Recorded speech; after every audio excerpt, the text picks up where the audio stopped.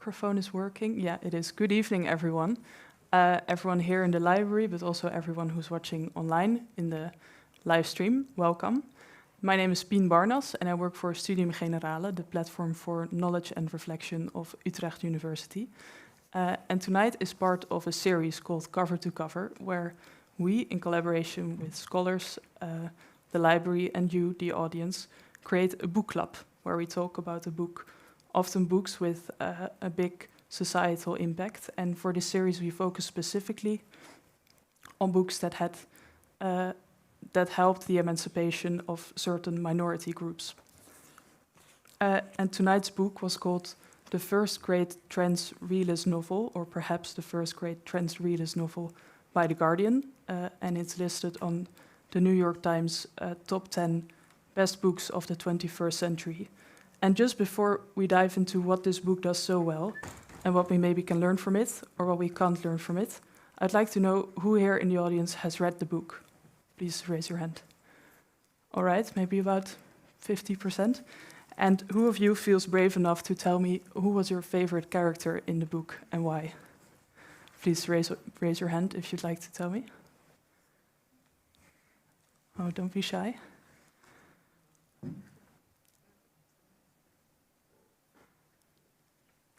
No one? Okay. Well, in that case, before we start, I'd like to create some common ground, and maybe this is all very familiar to you, but in case it isn't, we will use certain terms, and I will express them quickly, so just so we know we all understand the same when we talk about this. The first one is cisgender. Cisgender refers to when someone's gender identity is the same that was presumed for them at birth. And then on the other hand, transgender or trans means someone's gender identity does not correspond with the sex that was registered at birth. And lastly, detransition or detransitioning, which means the stopping or reversing of someone's gender transition. So now it's time to introduce our guest lecturer of today, Lieks Hettinga. Lieks is an assistant professor here at Utrecht University, and their research focuses on the intersections of transgender studies, disability studies, critical theory, and visual culture. In sum, the perfect candidate to talk to you tonight about Tori Peters' Detransition Baby. Please give a round of applause for Lieks.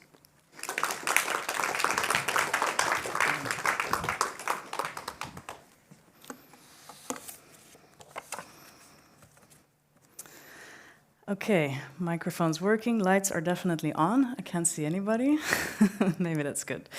So thank you, Pien, very much for the introduction, and everybody at Studium Generale for inviting me. I think having spaces like this to be together, to debate, discuss things that are urgent to discuss is very much a privilege and something that we should appreciate.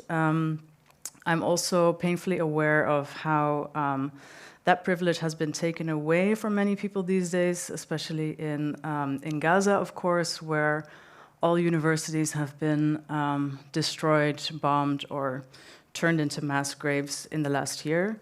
And Palestinian scholars call this scholasticide, the mass destruction of education. And our Palestinian colleagues, Palestinian students, are asking from us to keep talking about Palestine. So that's just a message that I want to echo and that I have in mind here today as we're sharing this space. So what I have in mind for tonight, I'll talk a little bit about the book. I'll introduce it for those who haven't read it. And then I'll cover 3 topics.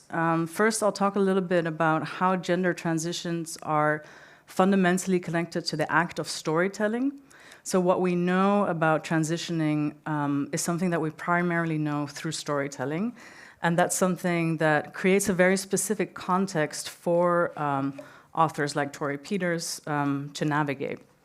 Then I'll dive into the book.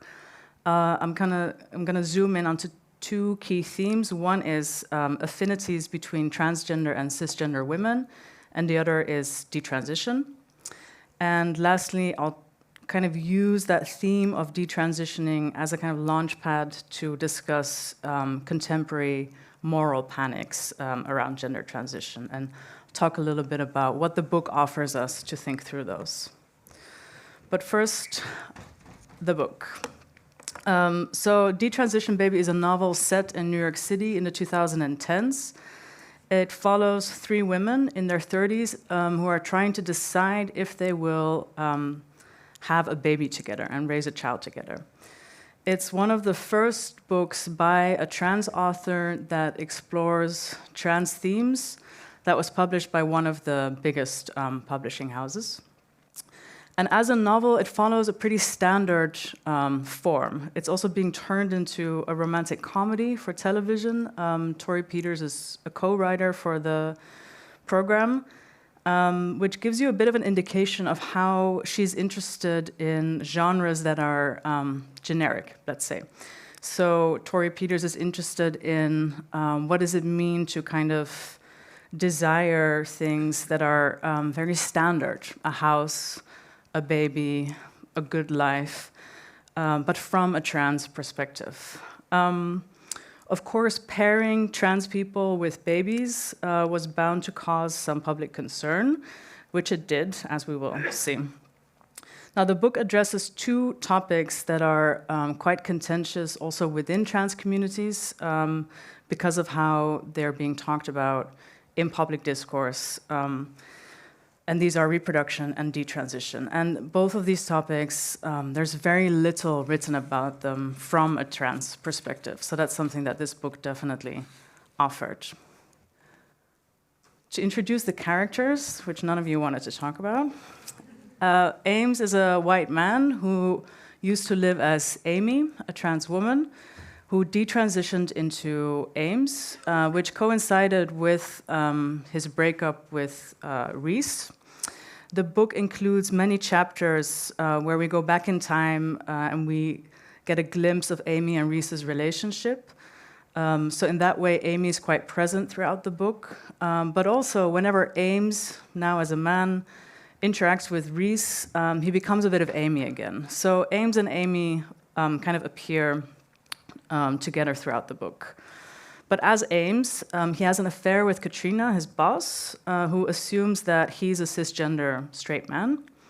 Katrina is a Chinese-American professional in her 30s. She's cisgender, divorced. She's supposedly straight, but this gets a little complicated. And the third character is Reese, who's a white transgender woman. She lives in Brooklyn, appears a little bit directionless, like does some like odd jobs, has some relationships with what are truly shitty men. And she's just kind of like trying to figure out her relationship to what it means to build a life as a 30-something-year-old woman. Now, Ames thinks that he's infertile from the years of taking hormone therapy as a trans woman. So when he starts a relationship with his boss, he's surprised to find out that Katrina becomes pregnant. Ames is forced to reveal that he used to be a trans woman, and together they need to make a decision about whether or not to keep the baby. And so the book starts with Ames contacting his ex, Reese. They've not been in touch since they split up a few years ago, but he knows that she always really, really wanted to have a child. So Ames comes with a proposal that seems a little bit crazy, but also kind of genius. And he suggests, why don't we raise the child together, the 3 of us? Because it would solve some issues that all 3 of them have around parenthood. First of all, Katrina is ambivalent about parenthood, and she had an abortion before, which she very much experienced as a relief. She also grew up mixed race, experienced firsthand how racism shapes very different expectations around parenthood for racialized people than for white people. And she's at this point where she's only willing to have this child, to raise this child, if there's a very strong support system, which is what she desires from Ames. But Ames experiences the idea of parenthood as a crisis because it would make him a father. So in the novel, Ames is narrating this idea that technically he could have this baby with Katrina, but there are 2 important caveats. First, Katrina didn't know he was once a transsexual. And second, after all his mental gymnastics, after all the lessons of transition and detransition, fatherhood remained the one affront to his gender that he still couldn't stomach without a creeping sense of horror. It had only ever been through Reese, with her, that he could imagine parenthood. Reese, the trans woman from whom he'd learned about womanhood, would see his fatherhood and dismiss it. To her, he would always be a woman. So bringing Reese into this would balance out some of his anxiety around fatherhood. It would enable him to be a parent, but not exactly having to be a father. And in turn, for Reese, this situation would work well because she really desires a child and very much mourns the fact that she's not able to carry one herself. But also, becoming a mother would function as a sort of affirmation of her gender, of her womanhood. So the novel functions a bit as a comedy of manners that uses humor to make fun of the conventions we have today around gender, sexuality, relationships, family building, etc. These three characters are all very different, but what they have in common with each other is how they each have to navigate what womanhood means to them. They all have to figure out their relationship to womanhood. And what we see throughout the book is that womanhood for all of them is a site that is full with expectations, desires, but also lots of disappointment and failure. Now, the key question that seems to drive the story is, will they have the baby together? And spoiler, the question remains actually unanswered by the end of the book. But throughout the book, the characters are developed in a way where they are forced to be very honest about their attachment to reproduction, to each other, so that they can arrive at a place to make that decision, that big life decision, with more honesty. But there's another question that drives the story, which does get answered, which is, why did Ames detransition? From Amy into Ames, why did Amy stop being a woman? I'll talk more about that in a little bit.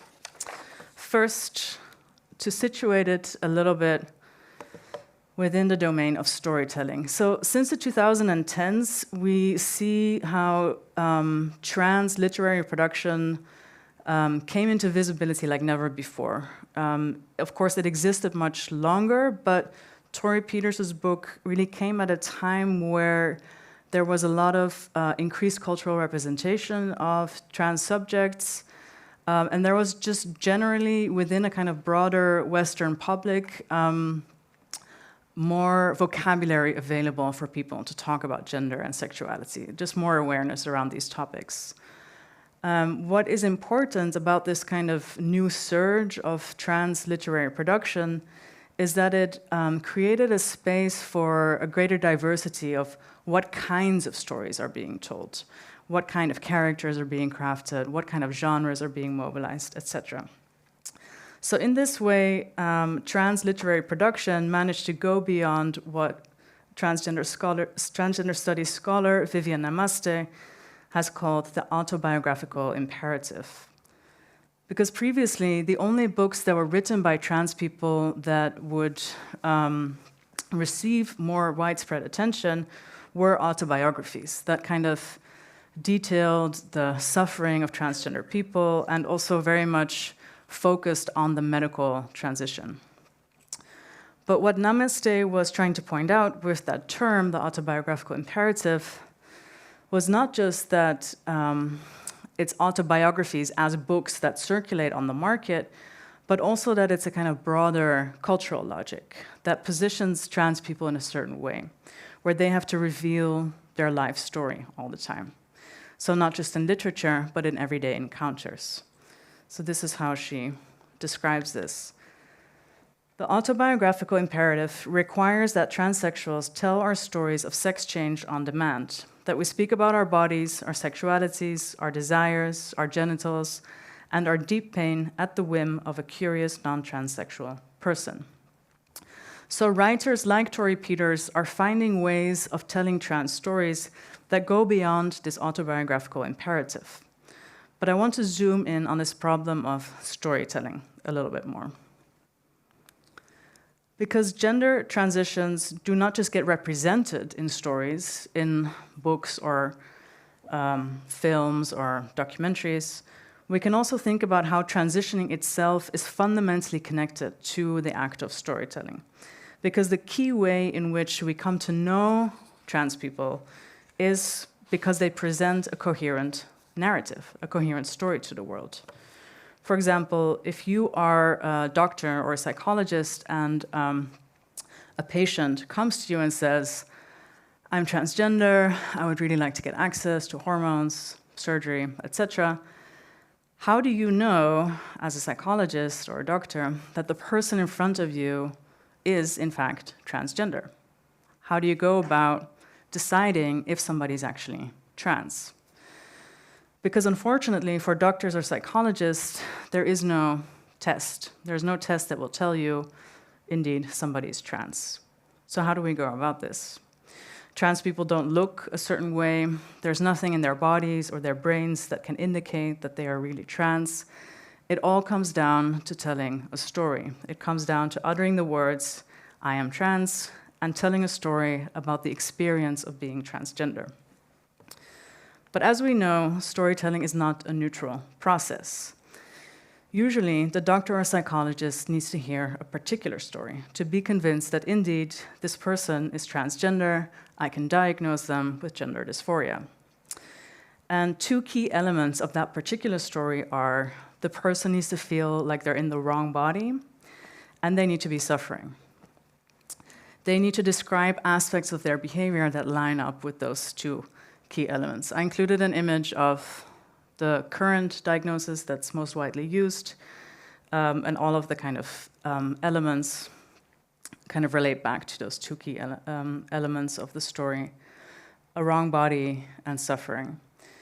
Now remember that the audience of that story, in this case the doctors, are usually not trans, right? So most of the frameworks that are being developed about transgender people, such as a diagnosis, are made by people that are not transgender. So it's always kind of a perspective on what is this person, who is this thing called a transgender person, and how to make sense of that through the perspective of somebody who's not trans.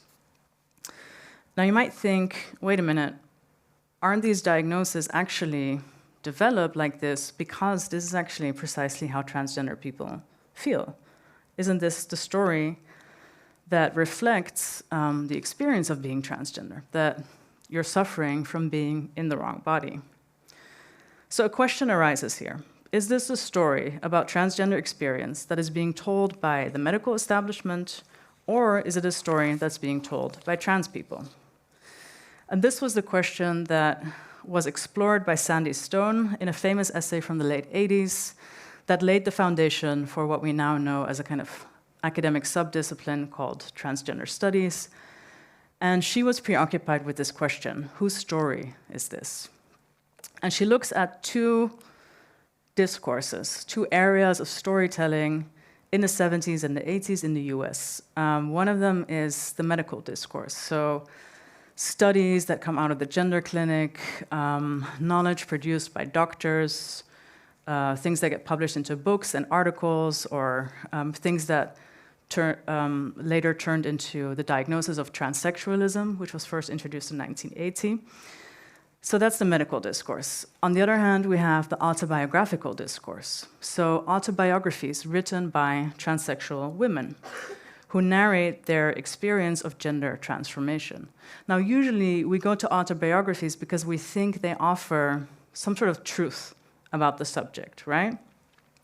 But Sandy Stone is actually noticing, these autobiographical narratives follow a formula that is suspiciously similar to the medical discourse. So the medical discourse sees transsexuals as people that are in the wrong body, something that can be corrected through surgical intervention to make people right. In that version of the story, transsexual women desire to be typical women. They do not experience any pleasure in male embodiment, especially not sexual pleasure or desire, so they hate their genitalia, etc., etc. Now, next to that, we have the autobiographies, and Stone notices how these books are telling stories of men that become not only female, but stereotypically female. So she transitions into womanhood, she forgets all about her life and her embodiment before transitioning. She becomes a woman who wants a strong man to protect her. And there's even one book where they talk about how even her handwriting changed after transitioning, and it became a feminine handwriting. And Sandy Stone is reading these books, and she's suspicious, right? Why are these transsexual women writing these stories that create or reproduce all of these stereotypes around femininity in order to legitimate their trans experience?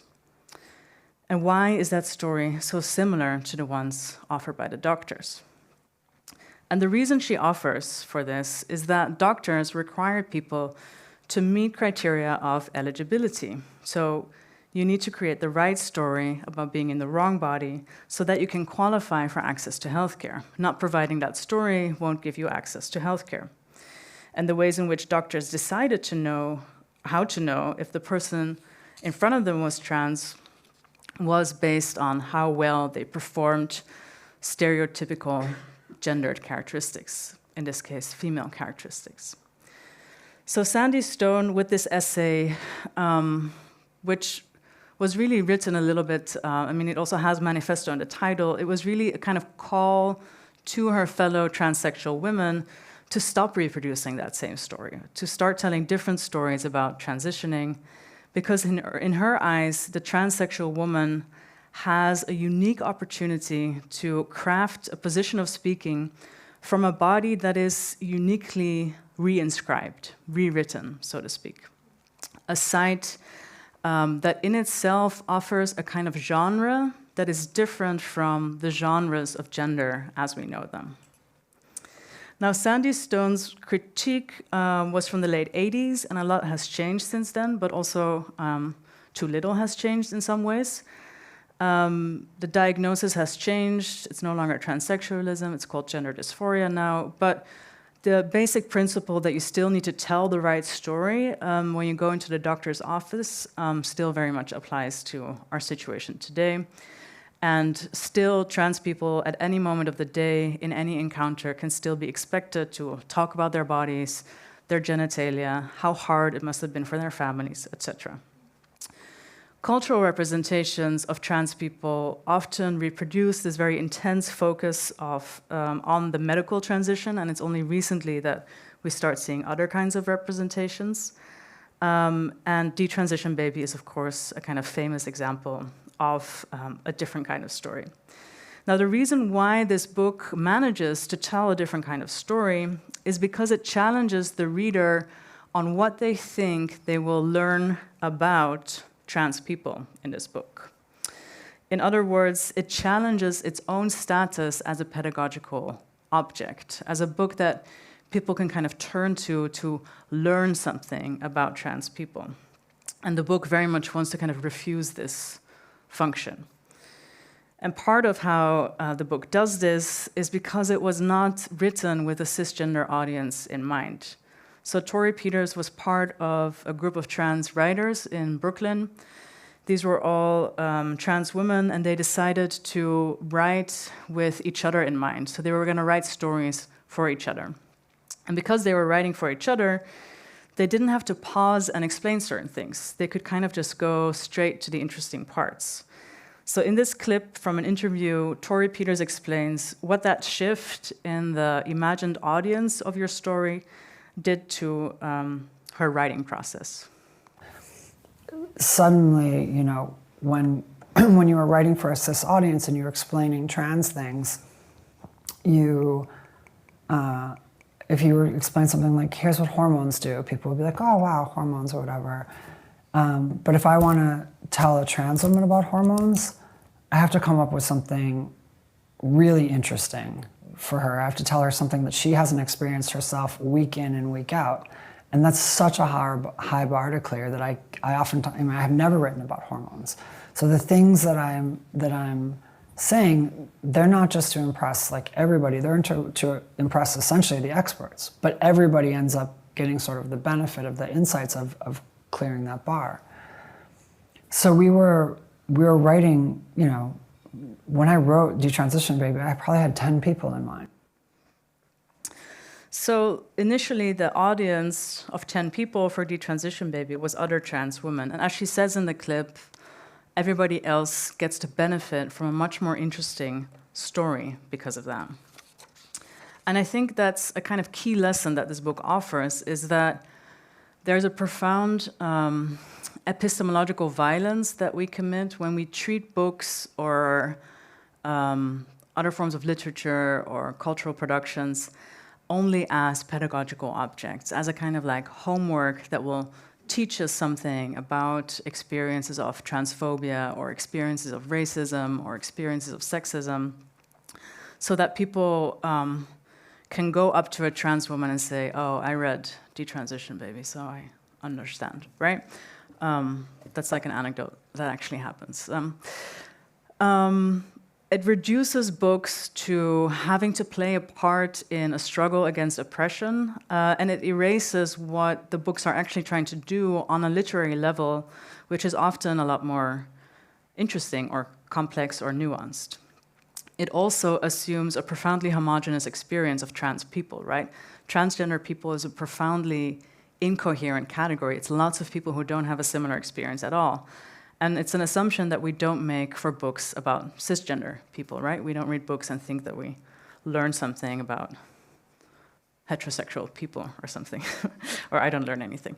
So the strategy that this book uses to unsettle that expectation that we can come and learn something about trans women is by making it very explicit from the start that this book is as much about cisgender women as it is about transgender women.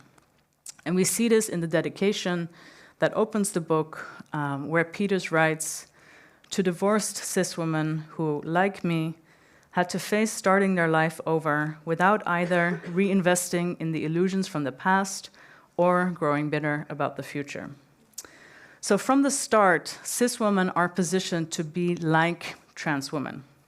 Specifically, the transition that divorced cis women go through is compared to the gender transition that trans women go through. Peters is suggesting that these are similar. And it's that sentence that she uses, how to face starting your life over, that is quite central for how she approaches the book as a whole. Instead of focusing on the medical transition or the kind of like the whole process of getting to the medical transition, Peters is focusing on the question of the aftermath of that, the kind of like, now what? How do I actually live now? And she's saying divorced cis women ask the exact same question. They're like closing behind them this crazy chapter, and they're like, now what? How do I live? Now, in the book, the encounter of the affinities between trans and cis women plays out between Reese, who's gone through gender transition, and Katrina, who's gone through divorce. So Reese tells her, divorce is a transition story. Of course, not all divorced women go through it. I'm talking about the ones who felt their divorce as a fall or as a total reframing of their lives. The ones who have seen how the narratives given to them since girlhood have failed them, and who know that there's nothing to replace it all, who still have to move forward without investing in new illusions or turning bitter, all with no plan to guide them. That's as close to a trans woman as you can get. So the book is not a pedagogical object, but it uses trans as a lens to explore gender, not just for trans people, but for everybody. Gender as a site of desires, expectations, and a lot of disappointments. And in doing so, she's creating these affinities between trans and cis women as subjects that all have to reimagine their life in the face of those disappointments. Now, this intervention, affinity between trans and cis women, of course, comes at a time where that particular relationship is often deeply fraught and politicized. And we see this particularly from so-called feminists who see trans women as a threat to women's emancipation. They see trans women as potential male aggressors in some sort of disguise. And the most vocal people that support that position, they're mostly in the UK. Unfortunately, they're everywhere, and they're also in the Netherlands. But it's from this corner in the UK that the strongest backlash against the book has come. So there was a collective called the Wild Woman Writing Club, who believe that women's capacity to write and to be creative is under threat by trans activism, and so they spend a lot of energy getting angry about what they call gender ideology, and they think that women writers women writers are hurt by gender identity extremists like Tory Peters. And they led a quite substantial kind of online attack and harassment of Tory Peters after the book got nominated for the Women's Prize for Fiction in the UK. They wrote an open letter where they called the book misogynistic, a work of sissy porn suffused with hatred of women. And they said that Peters' nomination, being revealed in March, which is Women's History Month, feels like an insult. So a term that we sometimes use for these so-called feminists is trans-exclusionary radical feminists, or TERFs. We could spend a lot of time discussing TERFs and how they're attacking trans people these days. But at the heart of this debate is a question of who can claim womanhood. Are we willing to have a capacious understanding of what it means to be a woman? And this book offers a capacious understanding of the category of woman, where there are differences between cis and trans women. There are also differences between white and Asian women. But there's a shared experience in having to navigate what they're being told about womanhood, what they're expecting about what it will be, and, like I said, the disappointments. Interestingly, Peters already kind of preempted this critique or made fun of it in Detransition Baby. And this comes through in the character of Reese, who, like I said, has some relationships with truly terrible men, including one that at some point beats her. As she reflects on the strange way in which this misogynist violence is actually experienced for her as an affirmation of her womanhood. In old books she had read, Reese remembered women saying that if your husband doesn't beat you, he doesn't love you, a notion that horrified the feminist in Reese, but fit with a perfect logic in one of the dark crevices of her heart.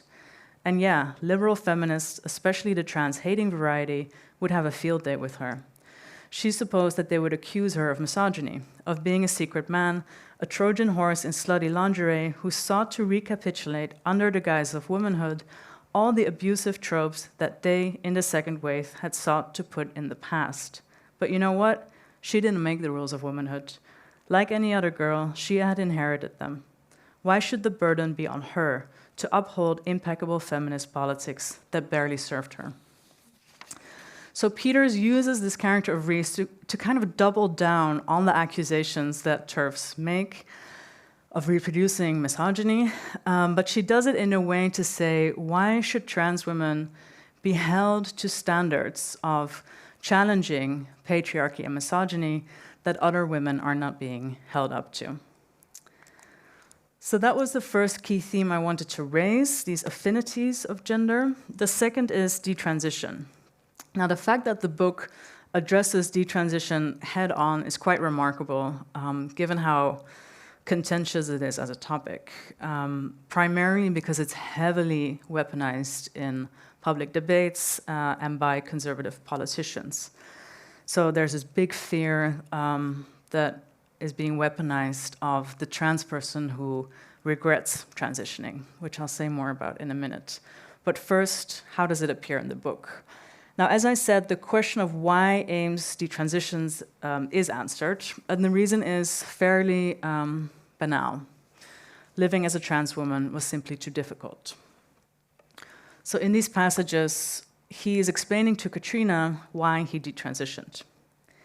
How meek he had felt as a trans woman, the exhaustion of knowing that you're vulnerable, of seeing bizarre and nonsensical creatures on television and realizing that they were your reflection, as seen through the funhouse mirrors of the world's impression of trans women.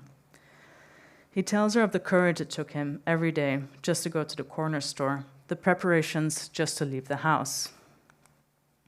And then later on, he says in a conversation, "I got beaten on the street and no one helped me. It was the last straw. Living as a trans woman just seemed too fucking hard after that. In New York, Brooklyn, but not what that makes it sound like. It was a rich white guy who did it in Williamsburg, and he wore khakis.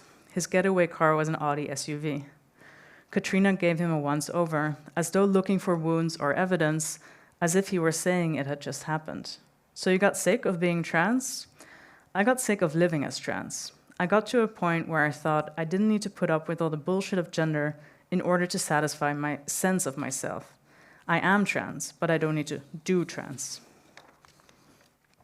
So the painful conclusion of Ames's story is that for some trans people, the only way to be able to survive is to detransition. But as we see, it doesn't exactly make Ames cisgender, right? He considers himself trans, but is not able to do trans. He still desires being trans, desires womanhood, but the material conditions to be a woman make it impossible. In this way, the book is very instructive for how we can rethink what detransition means. Now, the prefix "de" would usually indicate a process of reversal, so going back on something, undoing the transition. But what the book offers us instead is to think about detransitioning as another form of transitioning. And we see this also in Amy's name. So Amy's name was James at birth, became Amy when she transitioned, and became Ames when she detransitioned. And a lot of Amy stays present in Ames, especially in her relationship to Reese.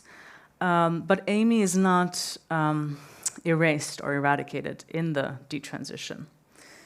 Crucially, because the detransition takes place because living as a trans woman is too hard, it also is telling a story that Ames did not detransition because he regretted transitioning, right?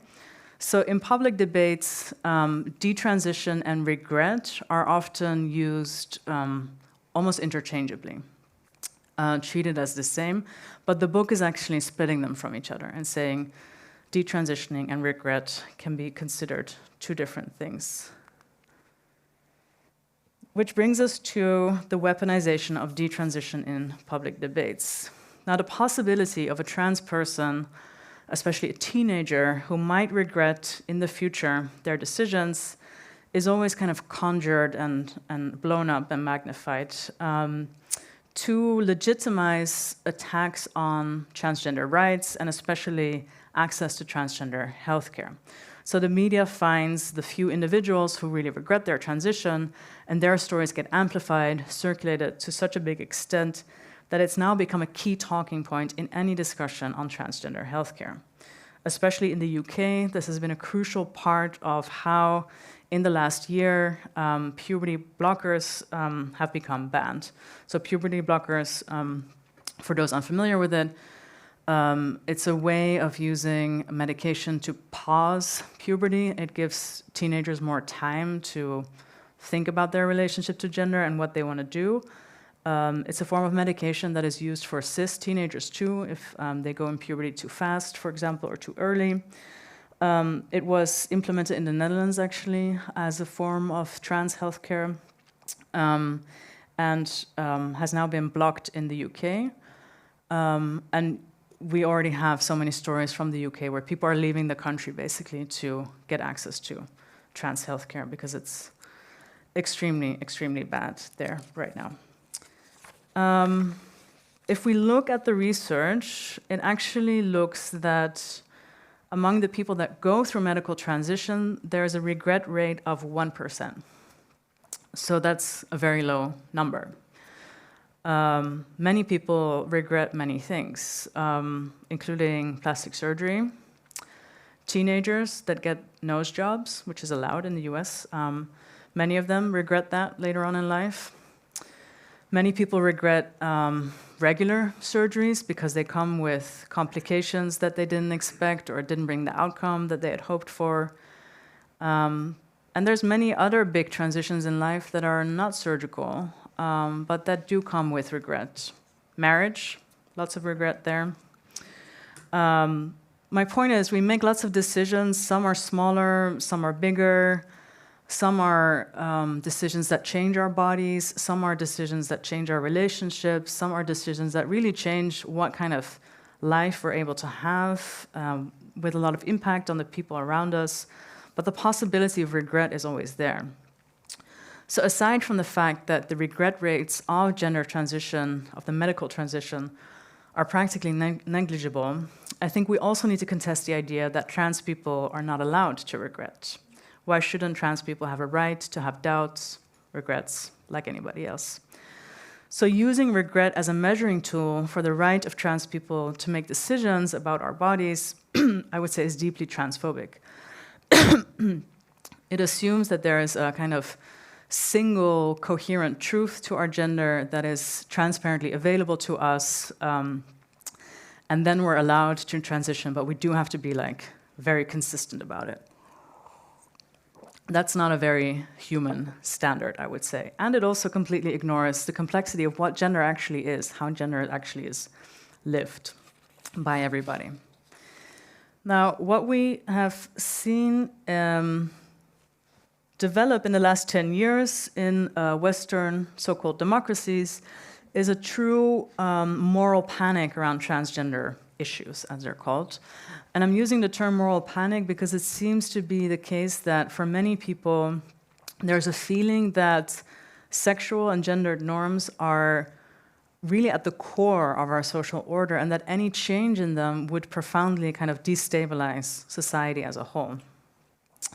As an example, we can look at the transgender law in the Netherlands. It was proposed in 2022. It was a fairly kind of simple law in the sense that it was only about allowing trans people to change their sex registration in the civil registry so that you could get ID documents without needing a kind of declaration by a medical expert. It's a fairly common law in many European countries. So the law is only about ID documents, but during the parliamentary debates last year, the politicians had to stumble over each other to kind of put words to their panic. And the panic was about children making radical decisions about their bodies that they will regret later on in life.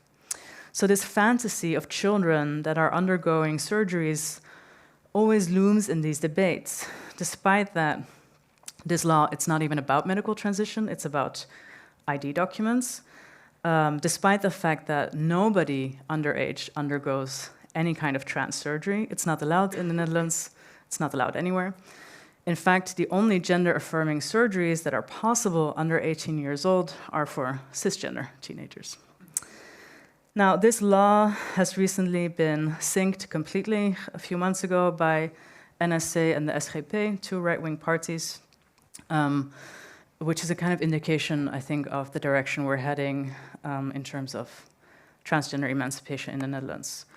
So I think this development has to be situated within growing anti-trans movements or anti-gender movements, which has some key characteristics that I think are shared if we look at the US, the UK, Hungary, Brazil, the Netherlands. It's kind of emerging. It looks a little bit different, but generally we can see that this moral panic greatly over-exaggerates the actual power and influence of trans activists or some sort of leftist elite. It positions normal people, and sometimes even the government, as a kind of victim of this gender ideology. There's a profound fear of social contagion, so the idea that becoming transgender, it's something like you catch like a virus from your friends or because you watched the wrong TikTok video. And this explains to people why there are suddenly so many transgender people in younger generations. Again, very much a fear of the transgender child. It's also rooted in a fantasy that sex and gender can be completely fixed in biology. It's a whole other topic for another lecture, but biology actually shows us a lot of diversity and flexibility when it comes to sex and gender.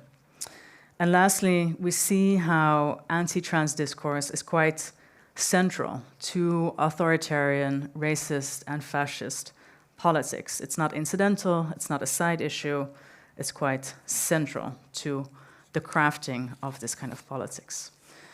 And perhaps in a conversation we can talk a little bit about why, actually. Why did trans people become so popular for these culture wars when it's actually such a small group of people?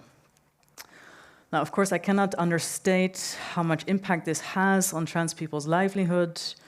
Here on the left, you see a website that tracks anti-trans bills that are introduced in states in the United States. So far this year, 658 bills. Most of them don't pass because I think people realize that these bills would actually affect a lot of women. Usually it comes back to the policing of who's a woman and not, and that affects a lot of people. But still, it kind of is indicative for the profound attacks on trans people's lives in the US. Like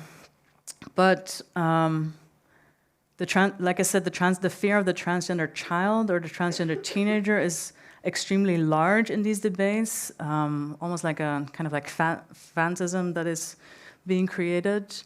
At the same time, the people that actually suffer the most violence on a day-to-day people are transgender women. And the reason why to kind of underline that is because when we talk about transgender people or when we talk about transphobia, we can use that term as if it's kind of obvious to us what that means. But within transgender people, there's so much diversity of experiences that what like a white trans man working at a university has in common with a trans woman in Brazil is extremely little, actually. So also the analytic of transphobia is often radically insufficient to actually understand violence against trans people. So we need better tools for that sometimes. Now, how does this book help us think through these problems? I think by focusing on affinities, refusing to split kind of transgender women and cisgender women as subjects that would have opposite interest, the book very much helps us craft a trans-feminist politics that we need today that kind of unites us in the interest of all women. The book also helps us talk about how we can stop this kind of exceptionalization of trans people as uniquely changing their bodies, as uniquely making big decisions about transition. Because the book brings together questions of gender transition with divorce, with the decision to have a baby, and it kind of de-exceptionalizes gender transition as so unique in that sense. It helps us see that cisgender people also transition, they also use gender-affirming healthcare, they also make decisions that they will regret. So the book doesn't really clarify what the borders are between trans people and non-trans people, but actually unsettles them a little bit in very useful ways.